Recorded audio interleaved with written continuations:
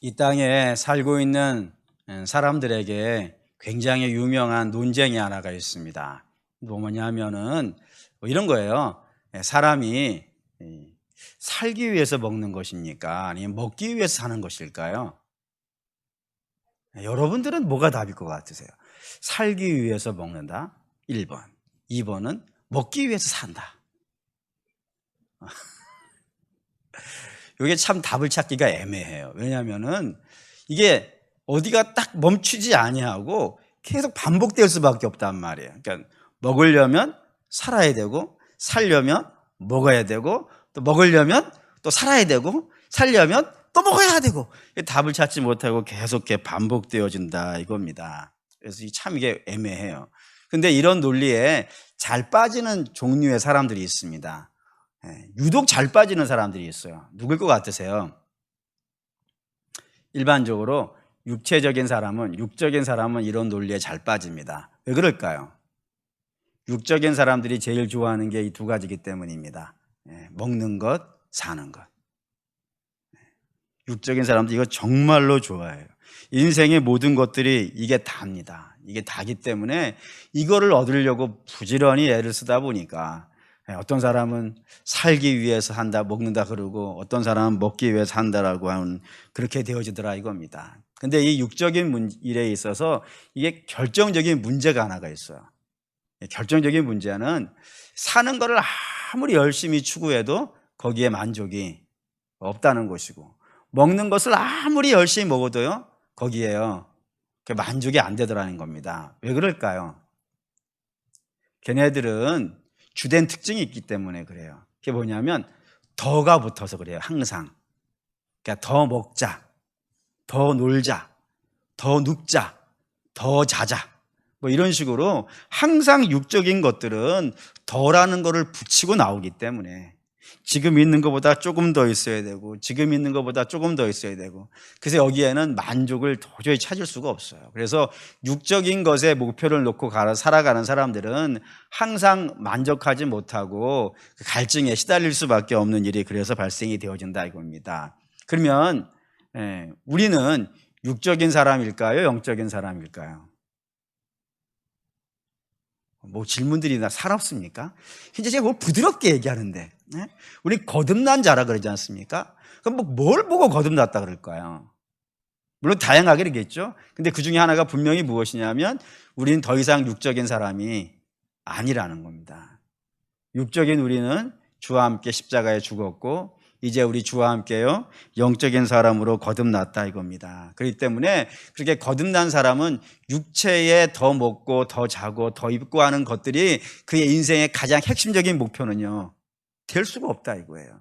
그보다 더 가치 있고 그보다 더 놀라운 목적이 하나가 있다 이겁니다. 다시 말하면 사는 것을 이 목적에다 두는 거예요. 먹는 것을 이 목적에 두는 거예요. 다시 말하면 왜 먹는 거예요? 중요한 목적이 따로 있다 이거예요. 그러니까 먹는 건 수단이고 그 수단을 동원해서 하고 싶은 일이 따로 있는 거예요. 사는 것도 그렇습니다. 왜 살아요? 하면은 사는 건 수단이에요. 이 사는 수단을 사용하여서 이루고자 싶어하는 그런 목표가 하나 있다 이겁니다. 그 목표가 뭘까요? 하나님이 기뻐하시는 일입니다. 그러니까 그 하나님이 기뻐하시는 일을 위해서 내 먹는 거를 쓰는 거예요. 그래서 열심히 먹고 뭐 하는 거예요? 하나님이 기뻐하시는 일을 한다니까요. 먹는 건 수단이고 왜 살아요 하면요 살아야 하나님의 복음을 전할 수 있지 않겠어요? 하나님이 기뻐하시는 일을 할 수 있지 않겠어요? 그런 식으로 이 육적인 것들은 수단이 되어지고 영적인 것들이 목표가 되어지는 그런 삶을 사는 사람들이 이제 영적인 사람이라 할 수 있다 이겁니다. 그러면 이제 우리는 뭐 답이 나왔죠. 그러니까 우리가 목표로 삼아야 되는 하나님이 기뻐하시는 삶이라는 건 뭘까요? 라는 거예요. 그냥 추상적으로 하나님이 기뻐하시는 삶 이렇게 하면은 뭐 너무 많이 크게 쓸 수 있으니까 좀 구체화시켜서 하나님이 기뻐하시는 삶이 뭘까요? 그거의 답을 오늘 저와 여러분들이 사도의 이야기를 통하여서 좀 찾아보려고 한다 이겁니다. 여기 이제 맨 처음에 무슨 이야기부터 시작이 되냐면 사도가 얼마나 어려운 형편 속에 있는지부터가 설명이 되고 있어요. 한번 볼까요? 17절. 1장 17절 읽겠습니다. 그들은 나의 매임에 괴로움을 더하게 할 줄 생각하여 순수하지 못하게 다툼으로 그리스도를 전파하느니라. 이게 사도가 지금 당하고 있는 두 가지 어려운 현실을 여기다 써놨어요. 첫째는 어떤 현실이냐면 그는 지금 어떠한 상태에 있대요? 매여 있는 상태에 있대요. 그 매여 있는 상태가 뭐냐면 로마 감옥에 수감이 되어져 있는 겁니다. 그럼 이제 우리가 생각을 해봐야 돼요. 사도가 왜 감옥에 가 있을까요? 도둑질을 했을까요? 아니면 남 사기를 쳤을까요? 뭐 때문에 이 로마 감옥에 수감이 되어져 있을까요? 이 사도가 어떤 과정을 통해서 로마 감옥에 수감되었는지는 우리가 사도 행전을 통해서 알고 있어요. 그러니까 사도가 3차 전도 여행을 마치고 예루살렘에 올라갔습니다.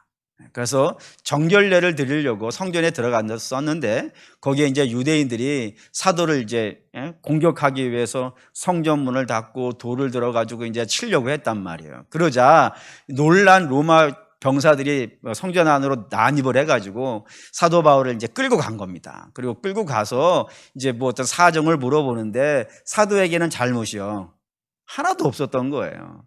그래가지고 이제 방면하려고 그러는데 뭐 유대인들이 막 죽이려고 하다가 보니까 사도가 자꾸 이제 감옥을 옮겨 다니죠. 그러다가 이제 베스토라고 하는 총독이 있었는데 그 베스토 총독이 부임한 지 얼마 안 돼서 유대인에게 좋은 인상을 남겨주기를 원했어요. 그래서 저들에게 사도 바울을 내주려고 그런단 말입니다. 그러자 사도 바울이 이렇게 내어주면 어떻게 되겠어요?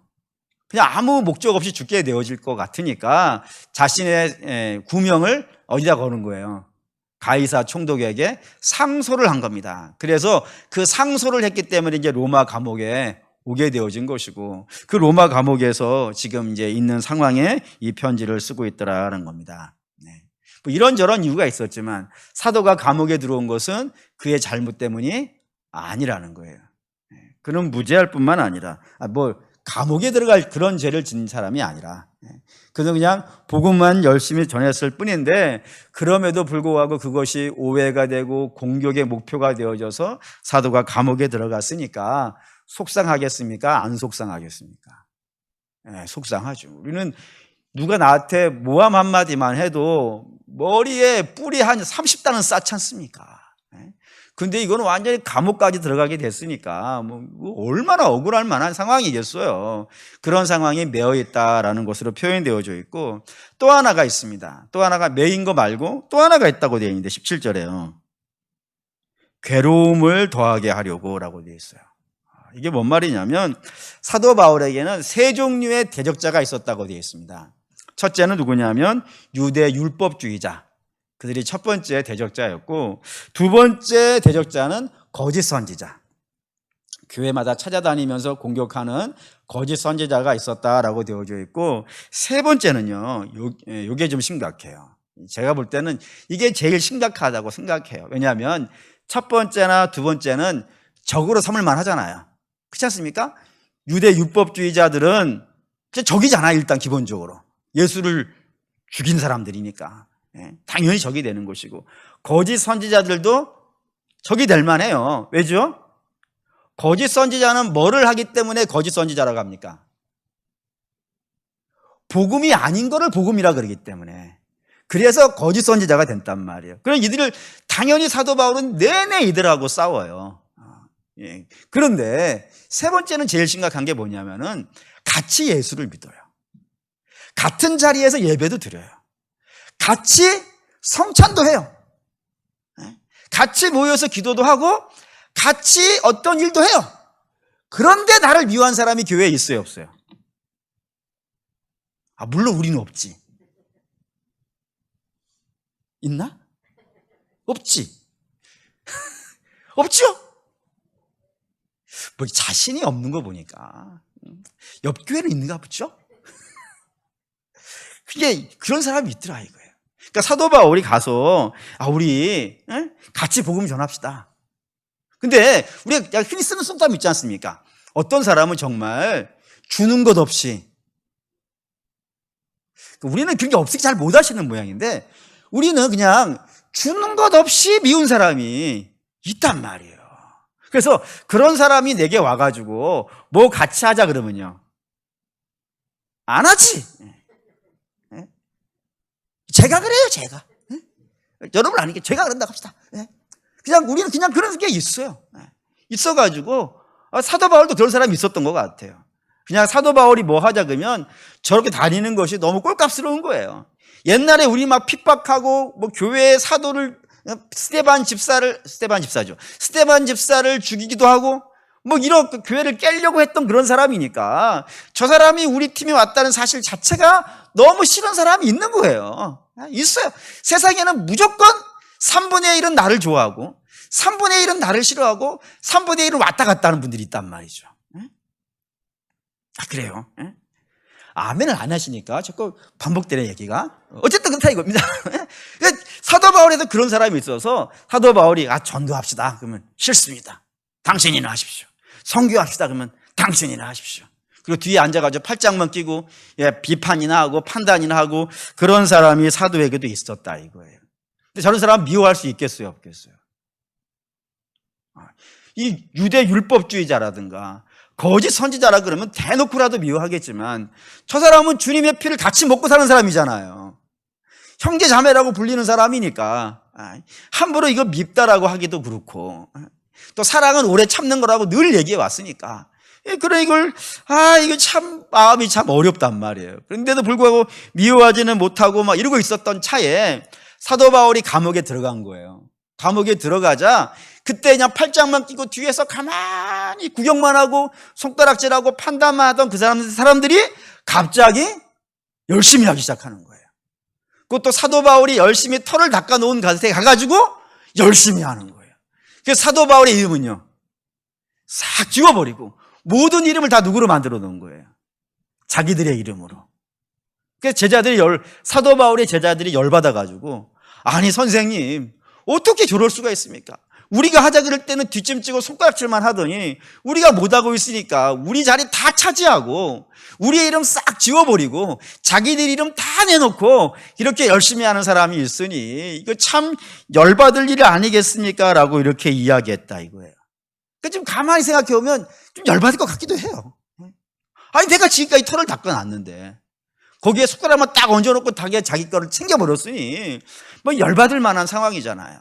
근데 이렇게 해서 사도 바울은 감옥에도 있고 억울하게 감옥에도 있고 내가 감옥에 있다는 것, 그것도 열심히 하는 이유가 뭐 때문이냐면 나를 괴롭게 하려고.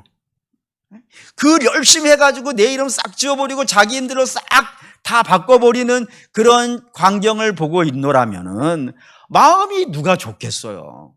다 마음 상하고 기분 나빠할 그런 상황인데 놀라운 이야기가 붙어 있는 겁니다. 18절 읽겠습니다. 그러면 무엇이냐? 거칠애로 하나 참으로 하나 무슨 방도로 하든지 전파되는 것은 그리스도니 이로써 나는 기뻐하고 또한 기뻐하리라. 성경에서 반복은 뭐라고 했죠? 강조. 그래서 제가 뭐 이런 표현도 썼어요. 빨리빨리로 써면은 엄청 빨리, 뿐만 아니라 뭐 놀아 그러면 젊어 놀아 뭐 이런 식으로. 그러니까 뭔가를 굉장히 열심히 하는 그런 아주 그냥 엄청난 강조의 의미가 붙어 있는 것이 반복이에요. 그러니 사도가 나 기쁘다 정도 했으면요 기쁜 거예요 그냥. 근데 거기에 기뻐하고 기뻐하다 그러면요 어마어마하게 기쁘다 이거예요. 그 저는 묻죠 제가 속으로. 아니 나 같으면 열받을 텐데, 나 같으면 짜증 온팡 날 것 같은데 어찌 댁이라고 하면 안 되지. 사도 선생님, 바울 사도 목사님은 어떻게 이 상황에서도 기뻐하고 기뻐할 수 있을까요? 라고. 이게 이제 오늘 우리에게 중요한 문제가 됩니다. 왜 기뻐할까요? 뭐 때문에 기뻐할까요? 가장 기본적으로 생각되는 게 딱 두 가지가 있더라고요. 하나는 미쳤기 때문이겠죠. 미쳤겠습니까? 아니 이 상황에서 어떻게 기뻐해요? 그러니까 사도가 너무 고난을 많이 받아가지고 너무 힘든 일이 많으니까 그 마음이 무너져가지고 이제 정신을 놓아버린 것이지. 그래서 기뻐할 수 없는 중에 기뻐하는 것. 이건 맞을까요? 틀릴까요? 당연히 아니겠지. 그건 말이 안 될 거예요. 그러면 다른 이유는 뭘까요? 진짜 기쁜 게 있는 것이. 여기에 진짜 기쁜 게 있는 거예요. 세상은 알지 못하지만, 세상은 누리지 못하지만, 세상에서는 어떻게 이게 미치지 않고서 이게 왜 기쁘겠냐고, 세상은 알지 못하니까 그런 것이 있는 것인데, 그 안에 깊은 곳에는 말할 수 없이 놀라운 기쁨이 그 안에 있기 때문일 거예요.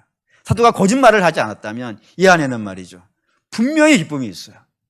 여기 안에 육체적인 것이 아니더라도, 육체적으로는 참 힘들고 어려운 상황이지만 말할 수 없이 놀라운 기쁨이 쏟아져 나오는 것이 있더라, 이겁니다. 저와 여러분들은 성경을 하나님 말씀으로 믿는 줄 믿습니다.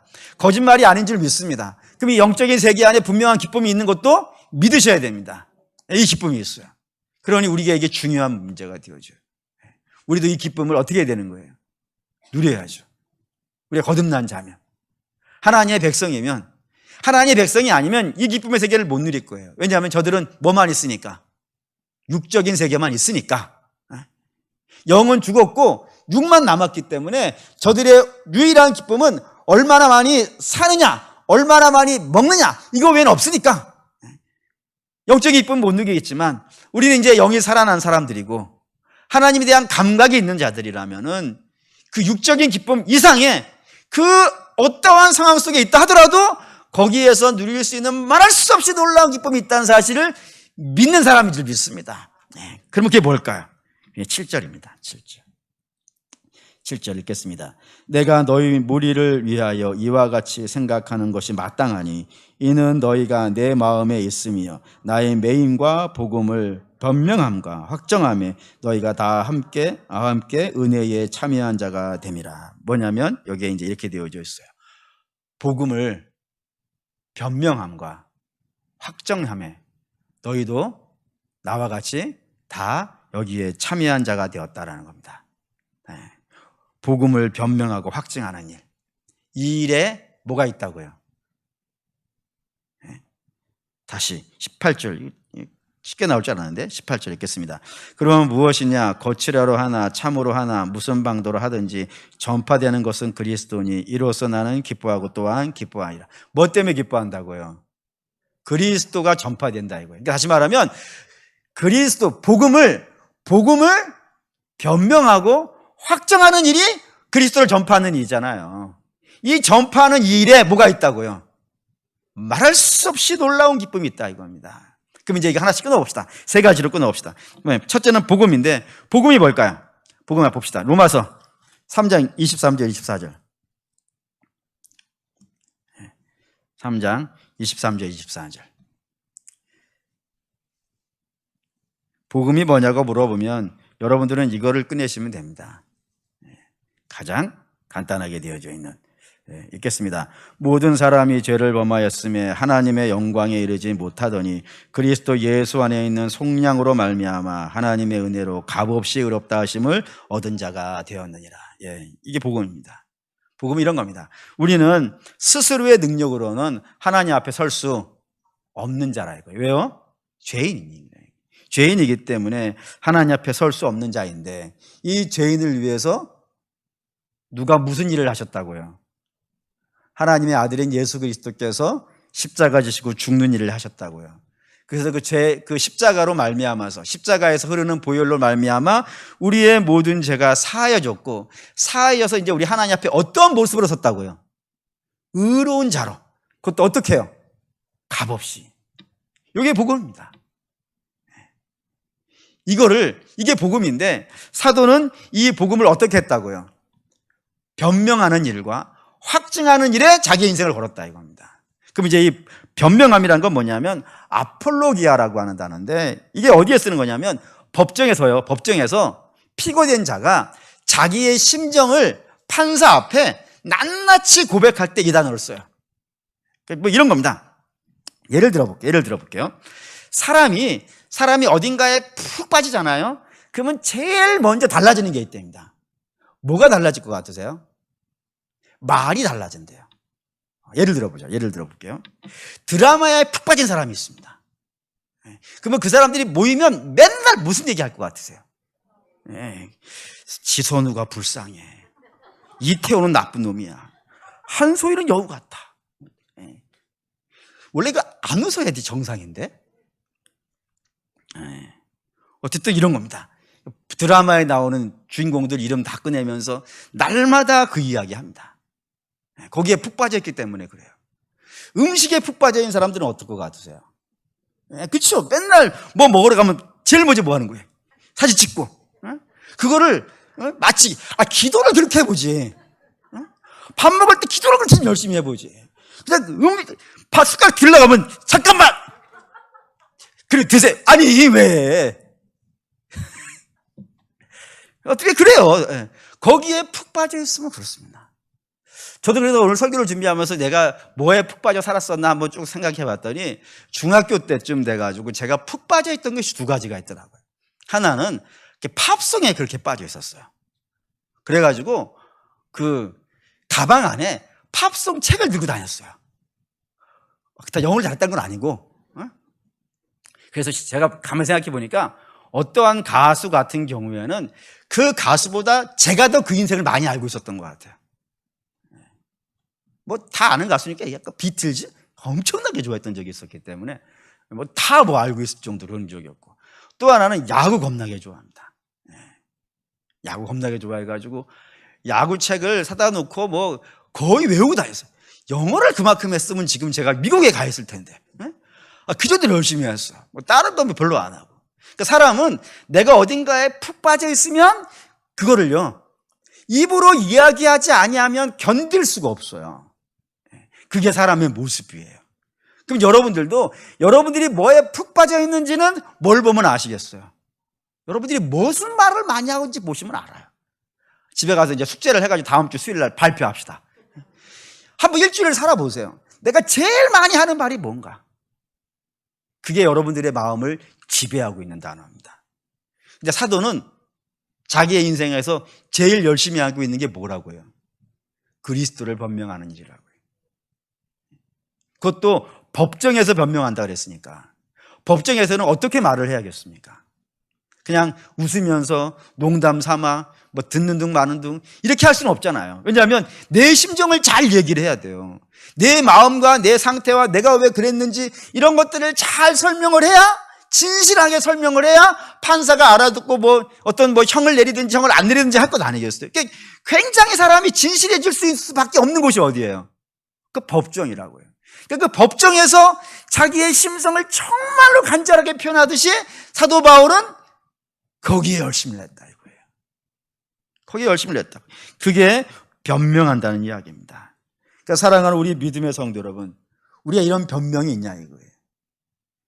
이런 변명을 하려면 어떻게 해야 되겠습니까? 자꾸 변명하니까 뭐 내가 어떤 일을 잘못했는데 그거를 변명하는 그런 개념이 아니고 법정에서 내 마음을 얘기한다는 걸 말씀드렸어요. 이거를 정말 열심히 하려면 여러분 어떻게 해야 되겠습니까?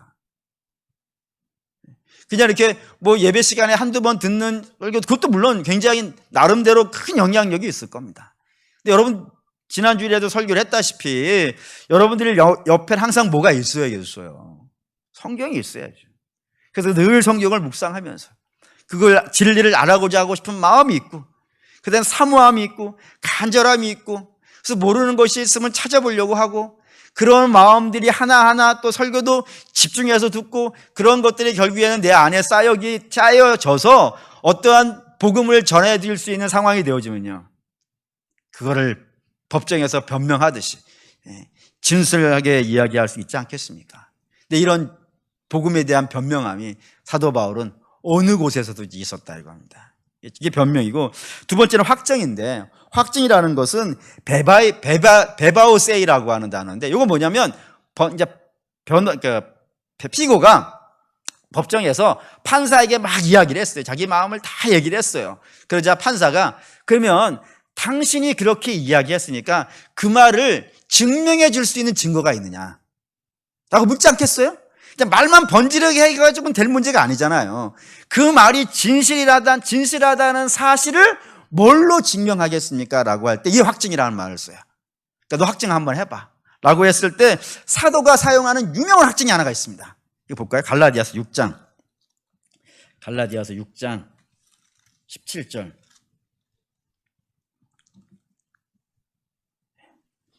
갈라디아서 6장 17절. 7절 읽겠습니다. 이후로는 누구든지 나를 괴롭게 하지 말라. 내가 내 몸에 그리스도의 흔적을 지니고 있노라. 여기 이제 그리스도의 흔적이 자기의 확증이라 이겁니다. 그러니까 당신이 신자인지, 당신이 말하는 복음이, 당신이 변명하는 그리스도가 진짜인지 아닌지를 무엇으로 증명할 수 있겠습니까? 라고 물어보면 사도 바울은 자기에게 뭐가 있다고요? 그리스도의 흔적이 있다 이겁니다. 이거를 헬라어로 스티그마타. 여러분이 알아야 되는 헬라어가 하나 있다면 이 스티그마타를 꼭 알아주셨으면 좋겠다고 예전에 갈라디아 설교할 때 한번 말씀드린 것 같아요. 이 스티그마타입니다. 그러니까 스티그마타는 내가 예수를 믿었고, 내가 거듭났고, 내가 신자가 되어진 것의 증거예요. 이 증거로 뭘로 이걸 자기를 증거라고 했을까요? 뭘 갖고 증거라고 했을까요? 이게 바로 사도들이 복음 때문에 당했던 고난들입니다. 예를 들면 여러분이 알다시피 제자들이라고, 예수님의 제자라고 하는 사람들은 심지가 굳은 사람들이 아니에요. 저 사람들이 어떤 사람이냐면 예수님 잡혔을 때요, 다 도망간 사람들이에요. 그런 위기가 왔다고 자기 스승을 내팽개치고 도망가는 사람을 심지가 굳은 사람이라고 할 수 있겠습니까? 뿐만 아니라 어떤 제자 같은 경우에는 주님을 모른다라고 할 뿐만 아니라 저주까지 한 제자도 있었고, 사도 바울 같은 경우도 마찬가지입니다. 저 사람 심지가 굳은 사람이 아니에요. 저 사람 어떤 사람이냐면 교회를 깨고 예수를 핍박했던 사람입니다. 교회를 향해서 좋은 말을 해줄 수 있는 사람들이 아니에요. 그게 사도들의 모습이라, 심지가 굳은 사람들이 아니고 어떤 한가운데 마음이 딱 박혀가지고 나는 어떤 일이 있어도 요동하지 않아, 그런 개념을 갖고 있는 사람들이 아니라 이거예요. 근데 그런 사람들이 어느 날 갑자기 나타났는데 어떻게 된 거예요? 놀랍게 변화가 되어져 있는 거예요. 심지어는 감옥에 넣어놔도 거기에서 불평이 없을 뿐만 아니라 대자로 누워 자기도 하고 찬송을 부르고 기도를 하고 매질을 당해도 할렐루야를 하고, 심지어는 형장에 이슬로 사라져 가는데도 불구하고요, 그 예수 그리스도의 이름을 외치고 있더라 이거예요. 어떻게 저렇게 된 거예요? 안 그랬던 사람들이요. 그 사이에 뭐가 있는 거죠? 그 사이에 뭐가 있었던 거예요? 주님의 십자가와 주님의 부활과 주님의 승천과 그리고요 성령의 임재하심, 그런 놀라운 역사들이 그들의 삶을, 예전에 그 삶을 살 수 없게 만들었단 말이에요.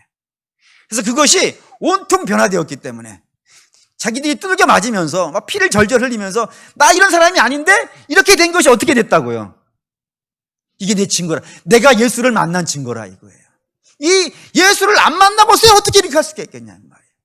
부활을 안 보고 내가 어떻게 부활을 증거할 수 있겠냐 이거예요. 내가 성령을 안 받고 나서 성령이 있단 말을 어떻게 할 수 있겠냐 말이에요. 그들이 자기의 이 고난이 증거가 되었다 이거예요. 그래서 사람들도 그 형장에서 쓰러져 가는 그 제자들을 바라보면서 야, 저 사람들이 저런 사람들이 아닌데 어떻게 저렇게 됐을까? 분명히 뭔가가 있구나라고 하면서 알게 되어진 것이 그리스도였다 이겁니다. 그러니 성경이 이런 거예요. 이 제자들이 사도 바울이 그런 겁니다. 자기는 예수 그리스도께서 나 같은 죄인을 위해서 십자가에 죽으시고 나 같은 죄인을 위해서 무덤에서 부활하신 그 예수 그리스도를 날마다 입으로 증거하고 삶으로 그것을 증명한다 이거예요. 그게 내가 하고 있는 일이라 이겁니다. 다른 것이 아니고. 근데 그 일을 열심히 했더니 그 안에서 뭐가 나오더라고요? 기쁨이 나오더라 이겁니다. 목사님, 그게 어디 가능한 얘기일까요? 라고 하시겠지만 이거 예수님도 동일한 기쁨 누리고 있는 거 아십니까? 요한복음 4장에 가면 유명한 이야기 있죠. 사마리아 수가성의 이야기인데 예수님이 유대에서부터 갈릴리로 돌아가고 계셨어요.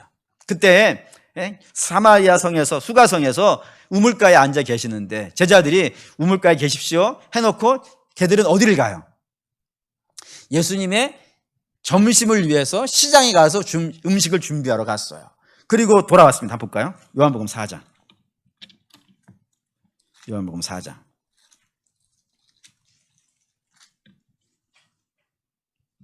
요한복음 4장 31절입니다. 31절. 요한복음 4장 31절 읽겠습니다. 그 사이에 제자들이 청하여 이르되 랍비여 잡수소서. 돌아왔어요. 네? 음식을 준비해가 돌아와가지고 우물가에 있는 예수님에게 선생님, 우리 음식 준비해 왔습니다. 드십시오라고 했단 말이에요. 그때 예수님이 32절로 대답하셨어요. 32절 읽겠습니다.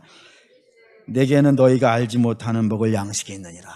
야, 나에게는 육신의 양식 있죠, 당연히. 그거 필요한 거예요. 근데 그거 외에 너희는 알지 못하지만 내게는 아직, 그러니까 여기서 너희가 모르는 건 지금 모르는 거예요. 나중에는 알게 될 거예요. 근데 지금은 모르는데 그 모르는 양식이 나타나 하나가 있다 이거예요. 그 양식이 뭐냐? 34절입니다.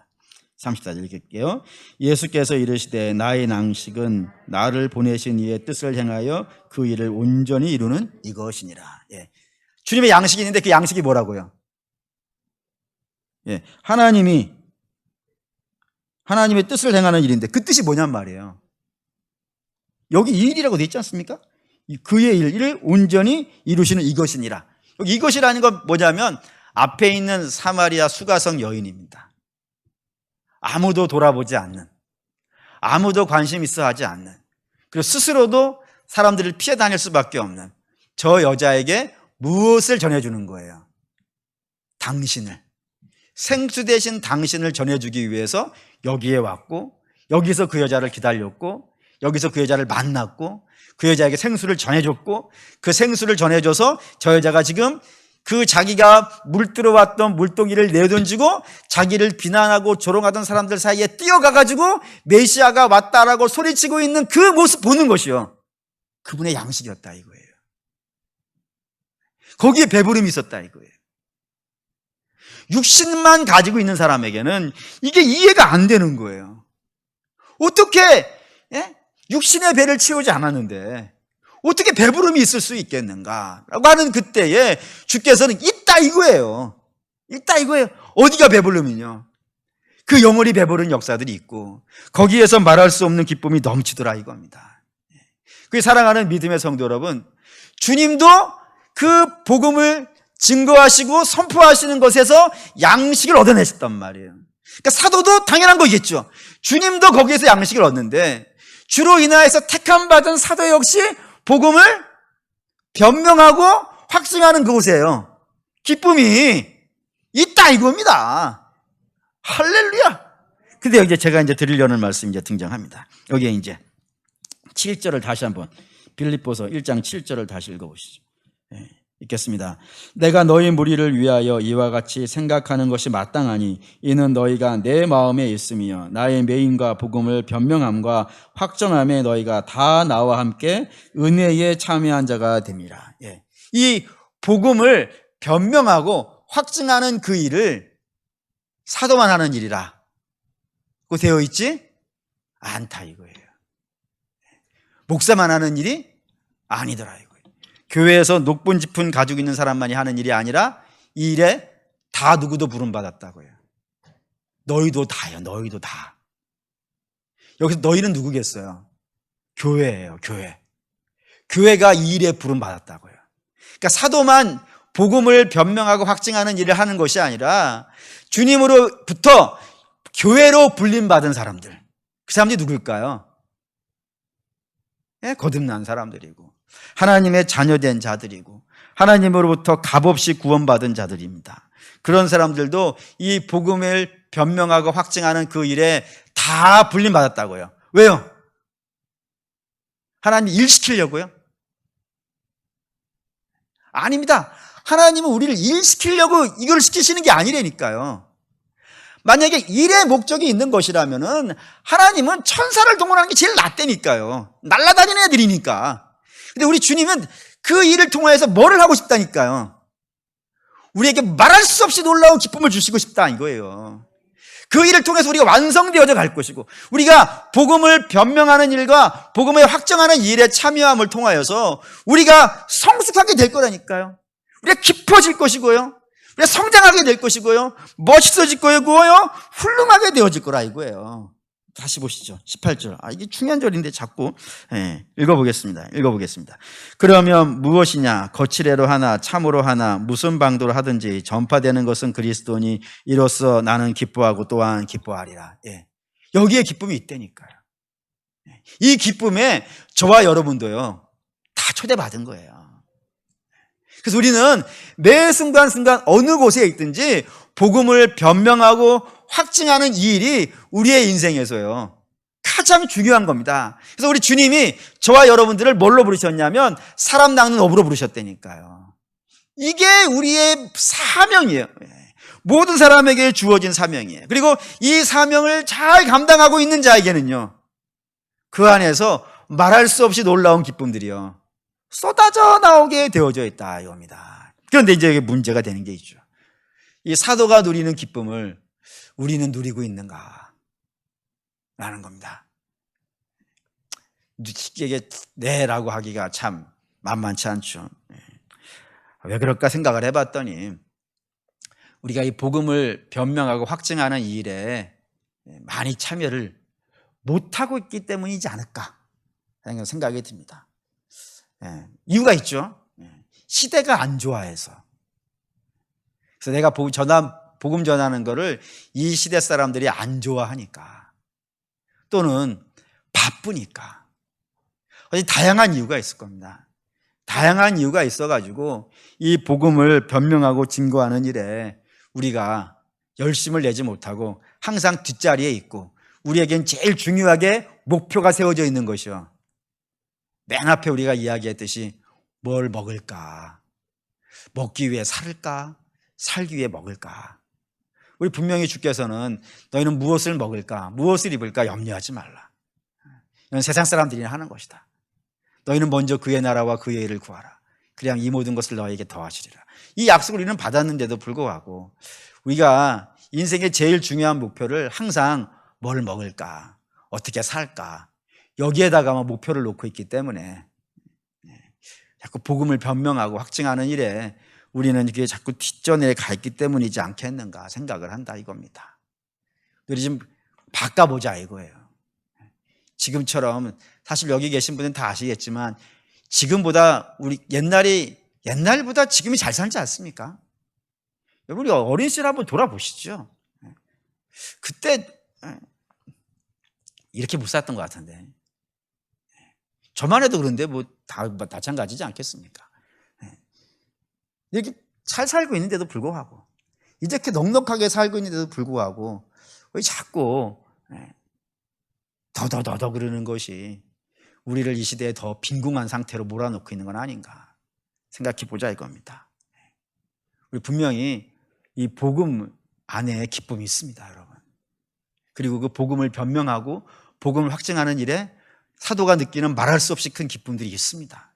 생명 자라는 기쁨만큼 더 큰 기쁨이 있겠습니까? 이 기쁨을 우리가 맛보고 가야 되지 않겠습니까? 간혹 어떤 분이 이렇게 대답하실 수도 있을 것 같아요. 목사님, 저는 잘 못해요. 근데 여러분, 사도가 고린도전서에 이렇게 표현한 거 혹시 아시나 모르겠습니다. 나는 심었고 아볼로는 물을 주었다라는 거예요.